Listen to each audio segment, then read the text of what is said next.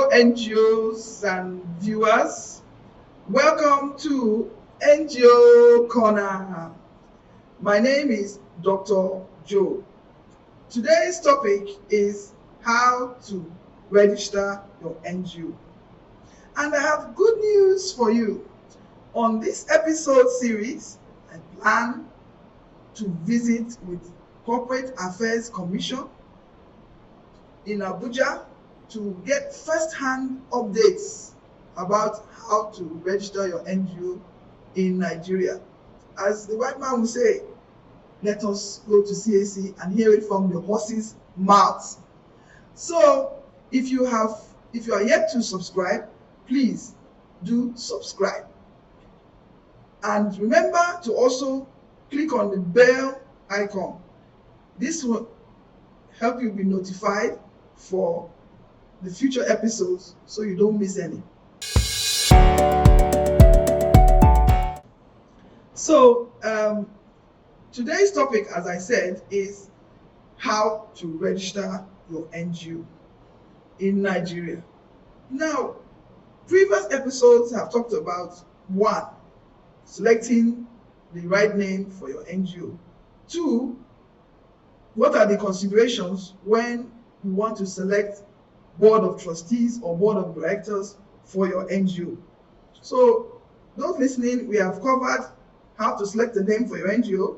We have covered the issue of selecting board members, what you should consider in selecting a board of trustees or a board of directors. So now, when you want to, the next step after you've selected the name for your NGO, the right name, you selected the right board members who are available. They're not family members. They are your senior colleagues. They have tax clearance. There's a lawyer on your board. There's an accountant on your board, and then also there's somebody that has NGO experience on your board. So you're ready to go. So what next now? What next is registration of your NGO. So identifying and applying for the right type of registration is a major challenge for NGOs. But the type of registration that an NGO needs, that's country registration in Nigeria, is dependent on your type of operations, your program, your financial structure, the scope of work, and the management cycle. These all are factors you consider when you're looking at what type of registration what ways and what types of registration are out there for NGOs. Now, there are many types of country registrations for NGOs, and we're going to look at some of them. So we have different registration types. 1, you can register your NGO with local government.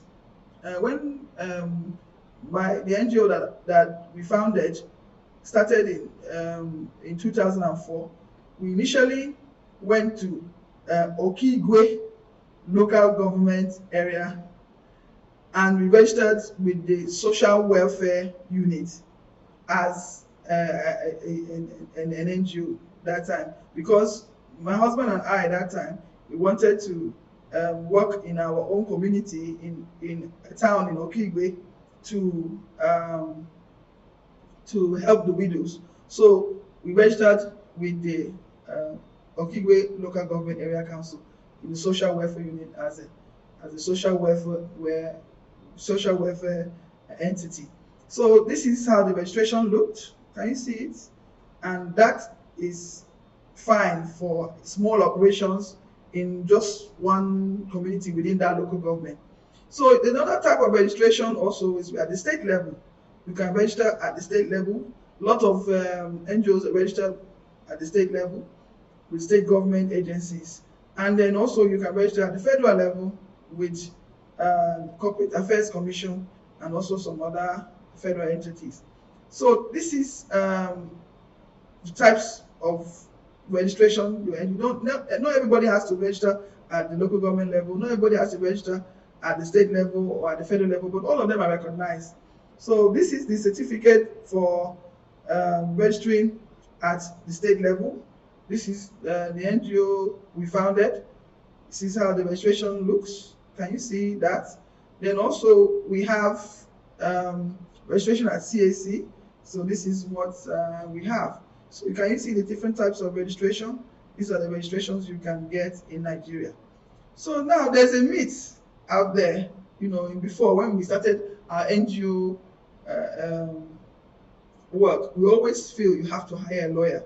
But of recently, or a chartered secretary to incorporate your NGO, but this is false. You can actually now do it by yourself. As Corporate Affairs Commission has made it as claimed to make it very easy to use. On their website to register. But I'm yet to have their experience. And when we go and visit Corporate Affairs Commission, we take you along and we go and ask them about registering without a lawyer online. How is it really working? Is it working? So that's there for another episode. But on this episode, we're looking at how to register your NGO. So those that are registered, fine. But those that have not registered the NGO, please listen very carefully. We have different levels of registration. At the federal level, we have Corporate Affairs Commission. Many of you are familiar with that registration. And that registration is backed by an act. That is Companies and Allied Matters Act 2020. It was recently amended. It was 1990 before, and it's recently amended in 2020. And that act is a law. So registration with CAC is recognized by law. And then also at the another primary regulator is the Nigerian Cooperative Society, which is usually the agency that usually carries out such registration is the Ministry of Commerce, Industry and Trade, and also the ministry, in some places, the Federal Ministry of Agriculture and Rural Development. So those two registrations are recognized by law. So a bank, you can use those registrations, and listen to me very carefully. You can use registration from Corporate Affairs Commission to open a bank account in Nigeria. You can also use the registration under the Nigerian Cooperative Society Act. That is the agency that registers you will be the Ministry of Commerce and Industry and Trade. That's cooperative, under the cooperative department. So you register as a cooperative, Mr. and Mrs. Happiness Cooperative Society. Then you can also register with the Federal Ministry of Agriculture as a cooperative. Those cooperative registrations can open a bank account. But any other registration, maybe when you have registration at the state level with the Ministry of Women Affairs, the Ministry of Humanitarian Affairs, the Ministry of Youth and Sports, the Small and Medium Enterprise Agency, you can register with different types of agencies at the state level or ministries or parastatals. But it's not backed by an act in law that I'm aware of. If you are aware, you can also put it in the chat and we can discuss. But what I'm aware of is not, there's no act backing registration with ministry. There's no law or act or law backing the registration with Ministry of Women Affairs, Ministry of Humanitarian Affairs and Social Development, and Ministry of Youth and Sport. In fact, the NGO that we founded is registered with Ministry of Women Affairs, but I can't use that registration to register with I can't use that registration to open a bank account. So and this is the registration of Ministry of Women Affairs. Can you see it? See the registration with the Federal Ministry of Women Affairs for the organization we founded, the NGO we founded. But we can't use this registration. Have you seen it? We can't use this registration to open a bank account because it's not backed by law. You understand? So many of you at the state level, at the federal level, have registration, but it's useful, especially in the area of your focus. Like the NGO we founded is called Widows and Orphans Empowerment Organization. So the federal ministry or the state government that is relevant for us is the Ministry of Women Affairs. So that is why we process our registration with them, and vice versa, depending on what you're working on. So then we have that's what we have for registration. So most people like to register with CAC, and I recommend it because it's at the federal level. It's actually the entity, government entity that has the real full mandate to register, the primary mandate to register entities. So CAC has two types of registration. They have incorporated trustees and limited by guarantee. So the topic of our topic today is going to look at what is the difference.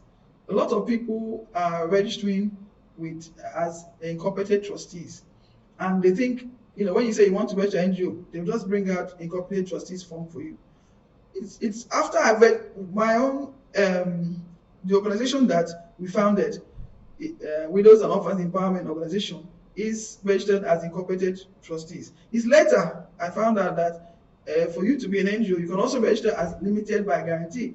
And I found out there were a lot of benefits of limited by guarantee vis-a-vis incorporated trustees. But I had already done registered as incorporated trustees, so I didn't know at that time, 2009, what I know now.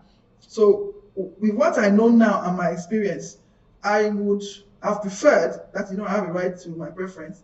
I would have preferred to register as limited by guarantee. I've been thinking, how can I convert from incorporated trustees to limited by guarantee? But we've been using that registration for almost 11 years now. So it's very difficult for us to change. So, but on the next episode, I'm going to really explain to you more on